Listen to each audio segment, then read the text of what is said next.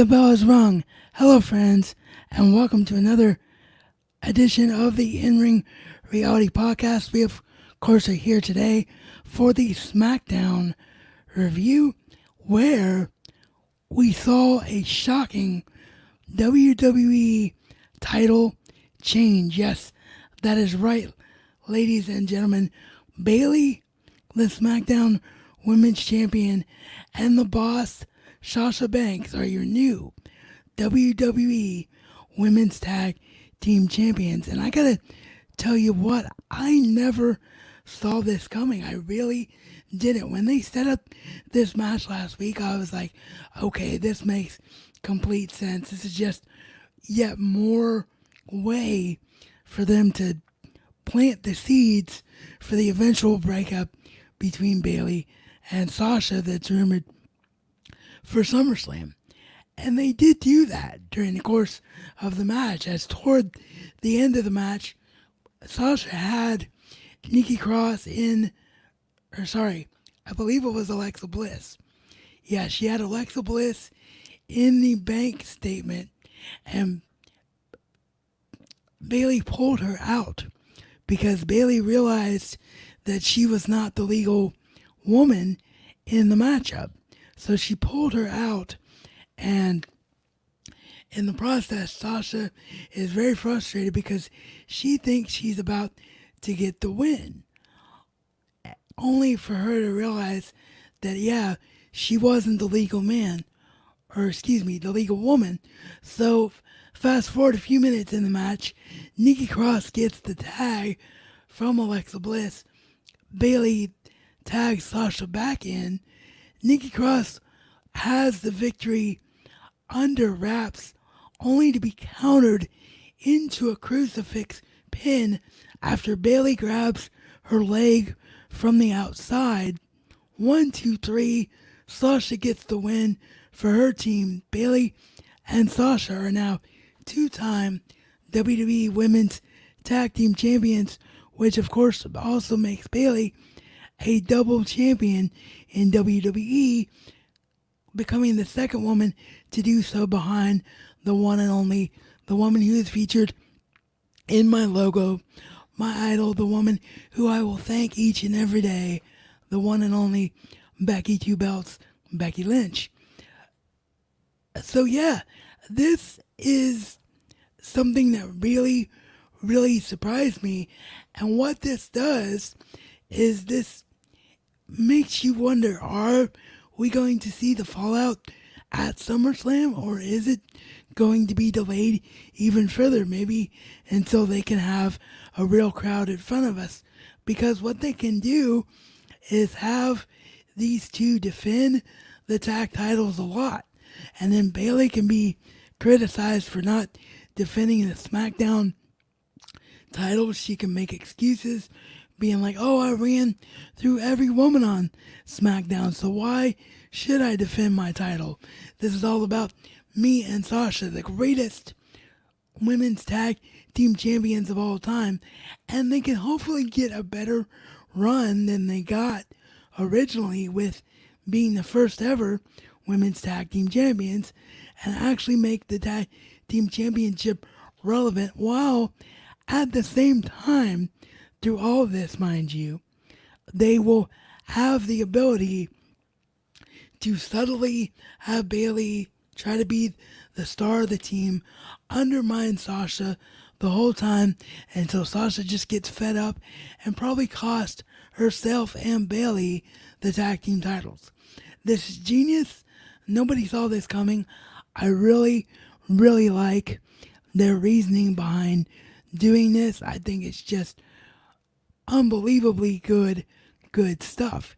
And on top of that, last night was just a night for the women to shine on SmackDown, as we saw not Alexa Bliss. We just got done talking about her.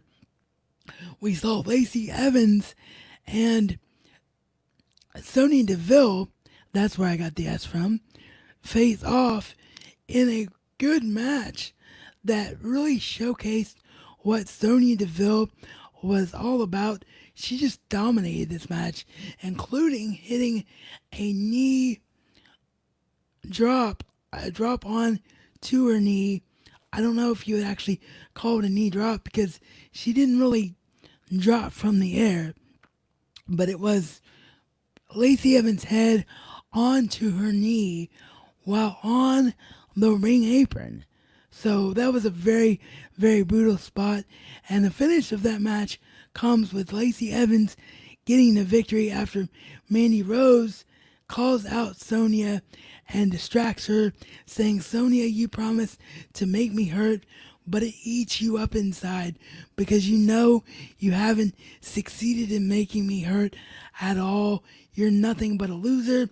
Sonya calls Mandy a blonde bimbo, dares her to come down to the ring, and that allows her to be turned around into the women's right from Lacey for the 1, 2, 3. So yeah, the women really, really shined last night on SmackDown, and I love, love, love to see it. The show opened up with Otis and Mandy Rose as they are backstage as Otis is slated to take on King Corbin. Otis sings. Otis sees King Corbin's crown. I guess he could sing inside with joy, couldn't he? But yes, anyway, he sees King Corbin's crown and he proceeds to put it on for fun. Like, oh yeah, Ducky, or Tucky.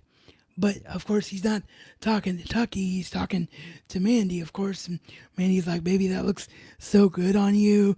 And they're just so in love, and it's just great to see.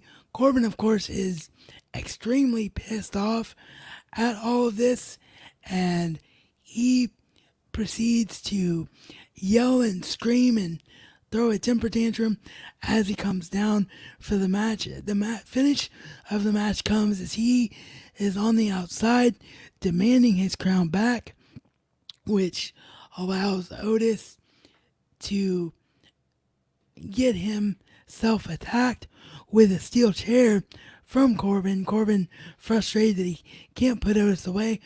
The steel chairs are having almost no effect on Otis's body frame, and Otis stands tall at the end, hitting a caterpillar into the splash, and that is how that matchup goes down. We then see a face-to-face confrontation between the men who will face off for the Intercontinental title, the vacant Intercontinental title, next week. AJ Styles and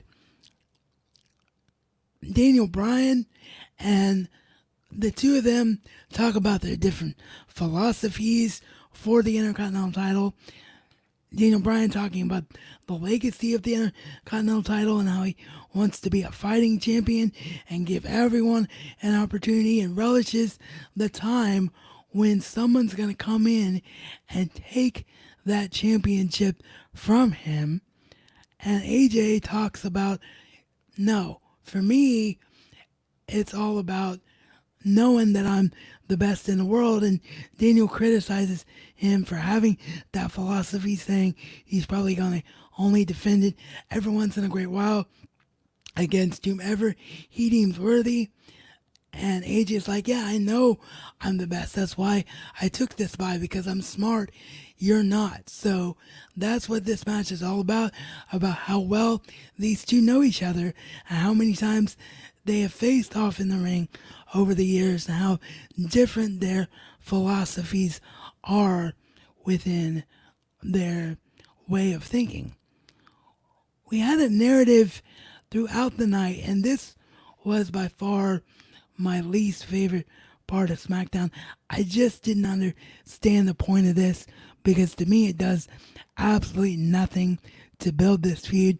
But nonetheless, we had a narrative throughout the night where John Morrison and The Miz are messing with Universal Champion Braun Strowman. They do something to his drink to make it spill. They attempt to slime him, only to slime Charlie Caruso. Instead, they attempt to, or they don't attempt, sorry, they do manage to break his car, smash his car all up, which was an expensive old time sports car, which leads Braun to get frustrated, find them as they've been hiding out in a production van all night, spying on Braun Strowman. Braun Strowman tips over the van, and it's like, okay, what was the point of this? To show Braun Strowman can do this? We already know Braun Strowman can do this. He did it several times against one Roman Reigns already. So it's like, why? Why are they doing this? It makes no sense at all. I don't get it. I simply do not get it. It makes Braun Strowman look so weak. He's already, to me, a nonsensical champion because he won the title under emergency circumstances after Roman Reigns decided not to work. He is only there, I thought, to set up for The Fiend to take back the title. But of course, The Fiend is not working right now because Bray Wyatt is at home with his wife JoJo and their newborn daughter. So it's like, who knows when we're going to see that feud take place, whether that's at SummerSlam or not. I just don't get what they're doing with Ron. It just boggles my mind. It makes absolutely no sense to me. We got a 6-man tag team match with Shorty G teaming up with the New Day's Kofi Kingston and Big E to get a win over Shinsuke Nakamura, Cesaro, and Mojo Rawley, who came out of nowhere messing with Shorty G. I'm fine with this because I'm all about other people getting a chance to get pushed, and if they're going to utilize Mojo Rawley, that's great. I've never been a big fan of Mojo Rawley. I don't really get what the point of him is, especially with all these stop-start pushes. He's never really done anything for me. He slips back and forth so much between is he hype bro face or is he this cocky, arrogant heel that we see him as now, talking about his boy the Gronk getting robbed of the 24/7 championship. Like, what is Mojo Rawley? Like, seriously. So, yeah, that happened, and I believe, as I double check my notes here, I believe that was all of the major happenings on SmackDown this week. Oh, no, sorry. Sorry about that. The promo segment ended between the promo segment that is between AJ Styles and Daniel Bryan ended with a match between AJ Styles and Drew Gulak, which Drew Gulak managed to win after AJ belittles Gulak. He's like, how did this guy get an opportunity to be your coach, Daniel, or even get an opportunity to be here?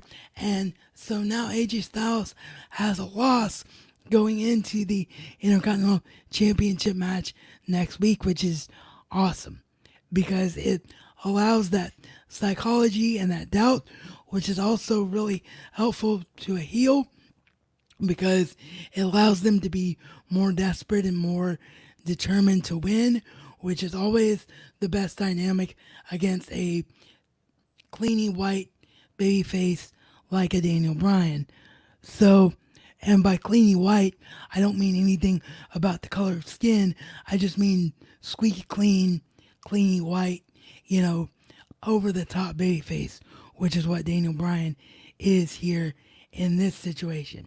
So, with that, I give this SmackDown a good rating. I thought this was a really strong show. This was my favorite SmackDown of the year so far, other than the Braun Strowman mess.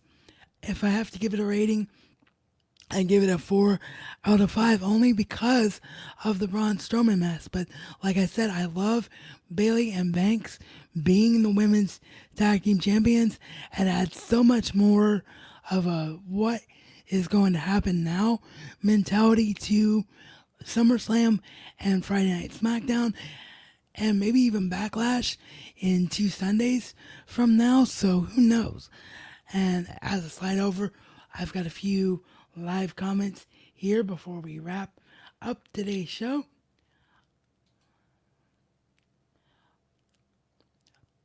I have messages from my pal Chris Cummings.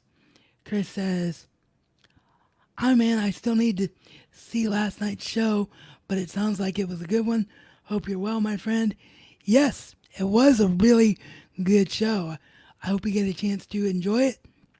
And I'm very, very well, my friend. All things considered, thank you very much.